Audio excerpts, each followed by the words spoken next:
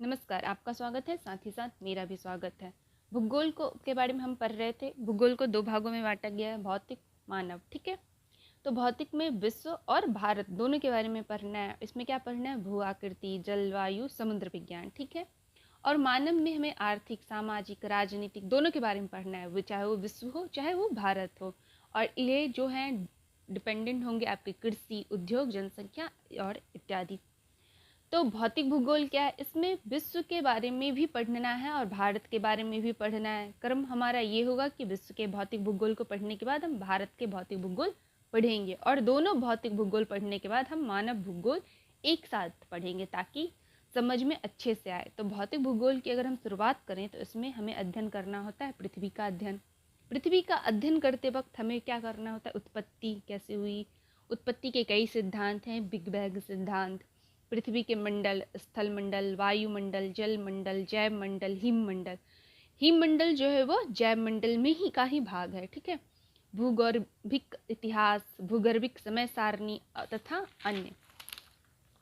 तो जैव मंडल का मतलब होता है वह जगह जहाँ पर किसी न किसी प्रकार से जिंदगी संभव है, चाहे वहाँ पर कोई जीव रहता हो, बैक्टीरिया रहता हो, पेड़ पौधे रहते हैं, इंसान रहता हो, फूल पत्तियाँ रहती हो, कुछ भी अगर सजीव हो, जिंदा है, पाया जाता है तो जैव मंडल कहते हैं। जैव मंडल इसे ही क्यों कहते हैं? जैव मंडल इसे इसलिए कहते हैं क्योंकि जीवन के लिए वायु भी ज़रूरी है, जल भी ज़रूरी है तथा स्थल भी ज़रूरी है। तो जहाँ पर ये तीनों चीज़ें पाई जाती हैं वहीं पर जीवन संभव है, और इसी को जैव मंडल कहा जाता है। भौतिक भूगोल 4 घटकों से मिलकर बना है: जलवायु विज्ञान, भू आकृति विज्ञान, पर्यावरण विज्ञान अथवा समुद्र विज्ञान या जल विज्ञान। भूगोल में हमें मुख्यतः भू आकृति विज्ञान, जलवायु विज्ञान एवं समुद्र विज्ञान का अध्ययन करना है। यही पृथ्वी का हमारा सतह होता है और इसी से मिलकर हमारी पृथ्वी बनी होती है। सवाल ये है कि पृथ्वी की उत्पत्ति कैसे हुई?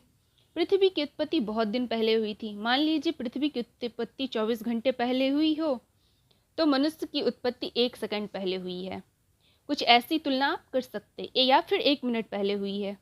ठीक है, अब जो व्यक्ति 1 मिनट पहले आया है और पिछले 24 घंटे की व्याख्या करना चाहे, और ध्यान दीजिएगा उनका कोई सहायक नहीं है। कैसे कैसे पृथ्वी की उत्पत्ति हुई हमें खुद ही समझना है। यह एक ऐसा दुर्भाग्यशाली बच्चा है, 2 लोग हैं जो उसके माता पिता हैं। जब बच्चा गर्भ में था तब उसके पिता की मृत्यु हो गई, फिर बच्चे का जन्म हुआ तो जन्म के साथ ही माता की मृत्यु हो गई। अब बच्चा किसी तरह जिंदा रह जाता है।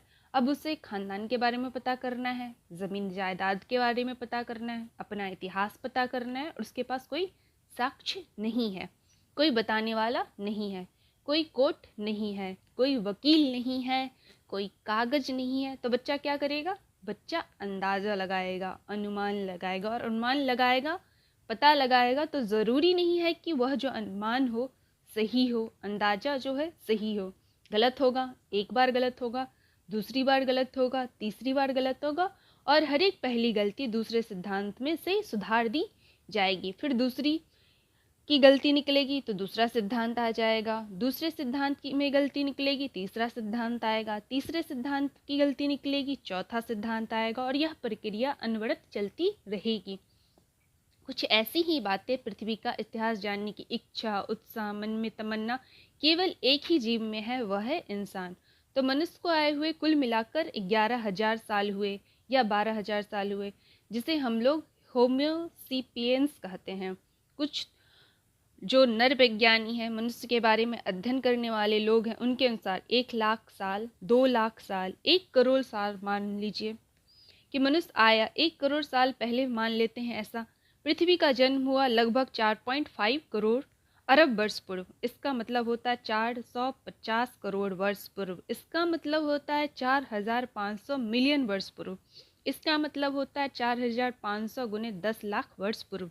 सारे आंकड़े एक ही हैं। साधारणतः हम लोग 4,500 मिलियन वर्ष को मानते हैं, या 450 करोड़ वर्ष को मानते हैं, या 4.5 अरब साल को मानते हैं। ठीक है, अब सोच कर देखते हैं कि पृथ्वी की उम्र 4.5 अरब साल है तो हमारी उम्र 1 करोड़ साल भी होगी। इसका मतलब है कि 449 करोड़ साल पृथ्वी ने इंसानों के बिना गुजारी है। अब ये इंसान पिछले 449 करोड़ साल के बारे में कैसे सटीकता से पता लगाएगा कि पृथ्वी कैसे बनी, अनुमान लगा पाएगा। और वही अनुमान लगाने की प्रक्रिया आज तक जारी है, चल रही है मज़े में। तो कोई सटीक जानकारी हमारे पास नहीं है। तो लेकिन हम जिस परीक्षा की तैयारी के लिए पढ़ रहे हैं उसमें कोई अनुसंधान की आवश्यकता नहीं होती है। हमसे अपेक्षाएं भी नहीं है कि हम पृथ्वी के बारे में अनुसंधान करें, हम कोई रिजल्ट दें। वैज्ञानिक लोग विश्व के स्तर पर जो अनुसंधान करके जो परिणाम देते हैं उन परिणामों का अध्ययन करके हमें परीक्षा में शामिल होना है। हमें अनुसंधान नहीं करना है। हम जो चीज़ जानने की कोशिश कर रहे हैं कि एक साधारण स्नातक के बच्चों को पता होना चाहिए।